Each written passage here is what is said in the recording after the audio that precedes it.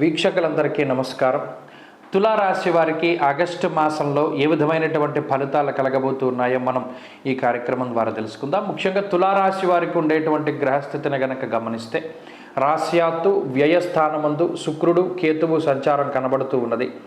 పంచమ స్థానంలో వక్రించినటువంటి శనేశ్వరుడు, షష్ఠ స్థానమందు రాహువు, అష్టమ స్థానమందు గురుడు కుజుడు. అలాగే కుజుడు 27వ తారీఖు నాడు మరలా అష్టమ స్థానాన్ని వదిలిపెట్టి భాగ్యానికి ప్రవేశం చేస్తారు. దశమ కేంద్రమందు రవి బుధులు 16వ తారీఖు దాటాక రవి లాభస్థాన స్థితి. ఇది ఈ రాశి వారికి ఉండేటువంటి గ్రహస్థితి. తులారాశి వారికి ఇందులో యోగించేటువంటి గ్రహాలను గనక పరిశీలనం చేస్తే షష్ఠ స్థానమందు రాహువు, దశమ కేంద్రమందు రవి, అలాగే లాభస్థానమందు ఉన్నటువంటి రవి. ఇలా రవి రాహువుల యొక్క అనుకూలత ప్రధానంగా తులారాశి వారికి ఉన్నది. మరి ప్రతికూలించే గ్రహాల్లో ప్రధానంగా చెప్పుకోదలుచుకున్నప్పుడు వక్రించినటువంటి శనేశ్వరుడు, అష్టమంలో ఉండేటువంటి కుజుడు, అష్టమ స్థానంలో ఉన్నటువంటి గురుగ్రహం. ఇవి మూడు గ్రహాలు ప్రత్యేకించి చెడు చేసేటువంటి గ్రహాలు కాబట్టి వాటిని మనం దృష్టిలో పెట్టుకోవాలి. కాబట్టి ఆగస్టు మాసం సాధారణమైనటువంటి మాసమే. ఇందులో ఏమి ఇబ్బందికరమైనటువంటి పరిస్థితులు లేవు. కానీ ఈ అష్టమ గురుడు, అష్టమ కుజుడు, వక్రించిన శనేశ్వరుడు, ఈ గ్రహాల వల్ల మాత్రమే ఇబ్బంది పడకుండా కొంత జాగ్రత్త తీసుకోగలిగితే తులారాశి వారికి ఈ మాసం కొంత వారు బయటపడడానికి అవకాశం ఉంటుంది. ఆర్థిక పరిస్థితులు గనక పరిశీలన చేసినప్పుడు ఆర్థికంగా ఇబ్బందులు ఏమీ కనబడడం లేదు. ప్రత్యేకించి దశమంలో దిగ్బలయుక్తుడైనటువంటి రవి కానీ, 16వ తారీఖు దాటాక లాభస్థాన స్థిత రవిగ్రహం కానీ చాలా ఉత్సాహానికి కారణమవుతారు. అర్ధంచ స్వకులాచార గృహే నిత్యోత్సవ శుభం అంటూ ఉన్నది శాస్త్రం. అలాగే ధైర్యబుద్ధిర్ వీర్యబుద్ధిర్ రిపునాశం సదాశుభం అంటూ ఉన్నది శాస్త్రం. అంటే ఎల్లప్పుడూ శుభమైనటువంటి ఫలితాలను ఇవ్వడానికి రవి బుద్ధులిద్దరూ కూడా కారణమవుతున్నారు. కాబట్టి ఈ రవి రాహువులు కారణమవుతున్నారు.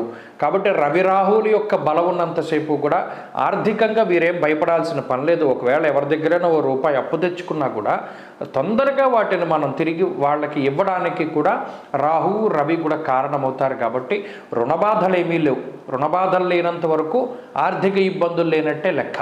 ఇక ఆరోగ్యానికి సంబంధించిన విషయాలకి వస్తే ఈ ఆగస్టు మాసంలో ఆరోగ్యపరమైనటువంటి సమస్యలు ఉండడానికి అవకాశం ఉంటుంది. ప్రత్యేకించి అష్టమ కుజుడు, అష్టమ గురుడు ఉన్నప్పుడు దీర్ఘకాలికమైనటువంటి ఇబ్బందులు, అంటే ఏదైనా ఒక దెబ్బ తగిలింది, ఆఖరికి ముళ్ళు గుచ్చుకున్నా కూడా అది ఎక్కువ కాలం బాధిస్తూ ఉంటుంది. అంటే ఎక్కువ దీర్ఘకాలికంగా ఉండేటువంటి సమస్యలతోటి ఇది సతమతం అవడానికి, అవి మానసిక సమస్యలా, శారీరక సమస్యలా, మరి ఇతరత్ర సమస్యలు అనేది మనం పక్కన పెడితే ఎక్కువ కాలం ఉంటుంది బాధ. అలాగే ఇక్కడ మనం ఇందాక రవి రాహువులు ఇద్దరూ కూడా ఎప్పుడు అప్పు చేయనటువంటి పరిస్థితిని కలగజేస్తాడని చెప్పుకున్నాం కదా. అష్టమ కుజుడు ప్రత్యేకించి, అష్టమ గురుడు ప్రత్యేకించి చోర అగ్ని నృప భీతిశ్చ గాత్ర గాంభీర్య నాశనం స్థాననాశ రుణచ్ఛేద అష్టమస్తే ధరాసుతే. అక్కడ రెండు గ్రహాలకి ప్రత్యేకమైన వాక్యాలు చెప్పడం జరిగింది ఋషిప్రోక్తంలో. ఇందులో కుజుడు ఎంతసేపు అప్పు చేద్దాం, అప్పు చేద్దాం, అప్పు చేద్దాం, ఎంతసేపు ఉన్నటువంటి మన బుర్రనంతా కూడా 10 రూపాయలు ఉంది 100 ఖర్చు పెట్టాయి, 10 రూపాయలు ఉంది 100 ఖర్చు పెట్టాయి అనేటువంటి దాన్ని కలగజేస్తాడు. దానికి తోడు గురుడు ఖర్చు పెట్టేసావా, దాన్ని తగలబెట్టే, దాన్ని తగలేసేయి, దాన్ని తగలేసేయి. ఎంతసేపు ఒక వస్తువును పాడు చేయడం, ఒక మనిషిని పాడు చేయడం, ఒక ఆలోచనను పాడు చేయడానికి గురుకుజులు వాళ్ళిద్దరూ కూడా కలిసి ఉండి అంత అష్టమంలో బలంగా ఉన్నప్పుడు 1కి 2 సార్లు ఆలోచన చేయాలి. ఒక నిర్ణయం తీసుకున్నప్పుడు, ఒక దాని మీద పెట్టుబడి పెట్టినప్పుడు ఎక్కువ సార్లు ఆలోచన చేయాలి. ఎందుకంటే అగ్రెసివ్ నేచర్కి ఈ 2 గ్రహాలు కారణం. అందువల్ల ఇది ఒక హెచ్చరిక. సున్నితంగా మీరు దీన్ని స్వీకరించవలసి ఉంటుంది. గురుడు కుజుడు అష్టమంలో ఉన్నప్పుడు తొందరపాటు చర్యలు ఏమాత్రమో పనికిరాదు. 1కి 2 సార్లు ఆలోచన చేయాలి. అలాగే ఆరోగ్యపరంగా కూడా చాలా జాగ్రత్తగా ఉండాలి. ఇవి 2 జాగ్రత్తగా గుర్తుపెట్టుకుంటే ఈ నెల అంతా కూడా మీరు బయటపడిపోయినట్టే. అలాగే కుటుంబ సభ్యుల యొక్క ప్రవర్తన కూడా మీ ప్రవర్తన మీద ఆధారపడే ఉంటుంది. మీకు అగ్రెసివ్ నేచర్ ఉంది, వాళ్ళు కూడా మీ మీద తిరగబడుతూ ఉంటారు. అది విషయం. ఇక ఉద్యోగ వ్యాపారాలకు సంబంధించినటువంటి విషయాలు సాధారణంగా ఉన్నాయి. అయితే ఉద్యోగం ఏమీ కోల్పోయే ప్రమాదం ఉండదు, కానీ ఉద్యోగంలో మార్పులు లేదా ఉద్యోగ పనివేళల్లో మార్పులకి ఈ గ్రహస్థితి కారణమవుతూ ఉంటుంది. వ్యాపార పరంగా గత మాసంలో ఉండేటువంటి పరిస్థితులు ఈ మాసంలో ఉంటాయి.